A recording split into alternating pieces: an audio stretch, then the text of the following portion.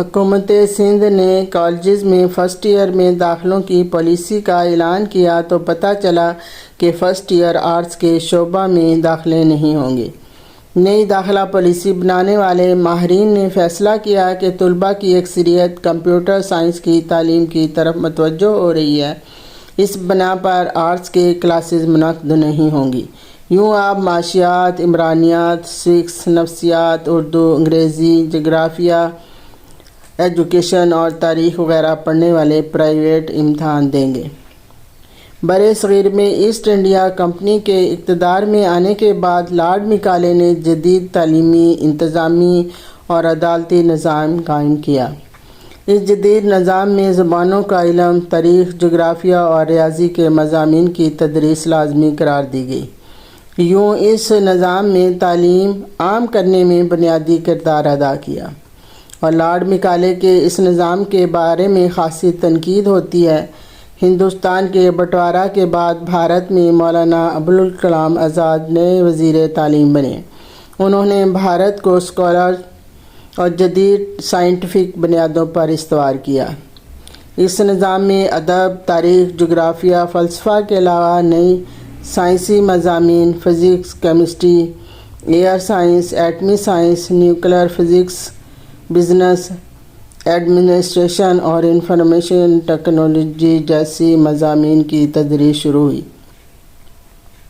برطانیہ میں I T, business, administration, economics, biological science اور نیوکلیئر سائنس جیسے نئے مضامین رائج ہوئے۔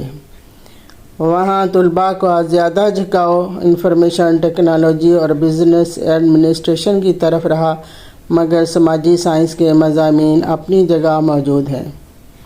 یونیورسٹیاں اور کاؤنٹی ہمیشہ کی طرح مستحق طلباء کو وظائف دینے کا اعلان کرتی ہیں۔ 90 کی دہائی کے بعد اب یورپ اور امریکہ میں انسانی حقوق اور جینڈر ایشوز کی تعلیم کی اہمیت بڑھ گئی۔ پاکستان تعلیم کے معاملہ میں دنیا بھر سے پیچھے، البتہ افغانستان سے آگے ہے۔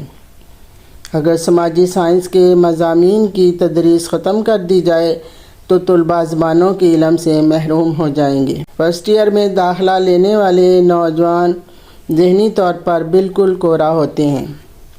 ان کے جسم میں بلوغت کی بنا پر رونما ہونے والی تبدیلیوں کو اظہار کی ضرورت ہوتی ہے۔ اردو شاعری اظہار کی قوت دیتی ہے۔ اردو نثر میں مضامین ہوں یا کہانی یا افسانہ تو نوجوانوں کے ذہنوں کو سوچنے کی طرف مائل کرتا ہے۔ ایک دوسرے کے احساسات کو سمجھنے میں آسانی ہوتی ہے۔ یوں نوجوان کے ذہنی ارتقاء میں خواہ اردو کا ادب ہو یا سندھی زبان کا ادب اہم کردار ادا کرتا ہے۔ نوجوانوں میں سوکس سینس کے لیے سوکس کے مضمون کی تعلیم ضروری ہے۔ اس مضمون سے نوجوانوں کو خاندان، محلہ، برادری، معاشرہ، جمہوری رویوں اور برداشت کے بارے میں پتہ چلتا ہے۔ اسی طرح نفسیات کے مضمون کی تعلیم سے نفسیاتی مسائل کے بارے میں شعور آتا ہے۔ جغرافیہ اور تاریخ کا علم ہر فرد کے لیے ضروری ہے، مگر اس فیصلے کے اور بھی کئی منفی نتائج برآمد ہوں گے۔ جو طلباء آرٹس کی تعلیم حاصل کرنے کے خواہاں ہیں، انہیں پرائیویٹ امتحان دینا ہوگا۔ کالجوں میں ایوننگ سیکشن میں آرٹس کی کلاسیں ہوں گی۔ سماجی سائنسدان ڈاکٹر ریاض شیخ کہتے ہیں کہ ہمارے جیسے معاشروں میں جہاں سوسائٹی کوئی نئی تخلیق نہیں کرنا چاہتی، وہاں سماجی امور کو نظر انداز کیا جانا ایک بہت اہم سوال ہے۔ وہ کہتے ہیں کہ نئی قائم ہونے والی یونیورسٹیوں میں بھی سارا زور انفارمیشن ٹیکنالوجی اور بزنس ایڈمنسٹریشن کی تعلیم پر ہے۔ حتیٰ کہ میڈیکل یونیورسٹیوں میں بھی بزنس ایڈمنسٹریشن کے کورس شروع کرنا ایک المیہ ہے۔ اس نفسا نفسی کے دور میں ڈاکٹروں کو اخلاقی تعلیم کی زیادہ ضرورت ہوتی ہے۔ انجینئرنگ کے شعبہ میں بڑھتی ہوئی انتہا پسندی کا تدارک سماجی علوم کی تعلیم سے ہی ممکن ہے۔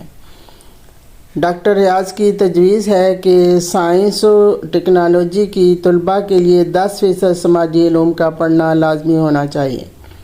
سندھ میں تعلیمی پالیسی بنانے والے صاحبان علم و دانش کو آرٹس میں داخلوں کے لیے مکمل وظائف کتابوں کی فراہمی کے ساتھ آئی ٹی کے کورسز کے ساتھ منسلک کرنا چاہیے۔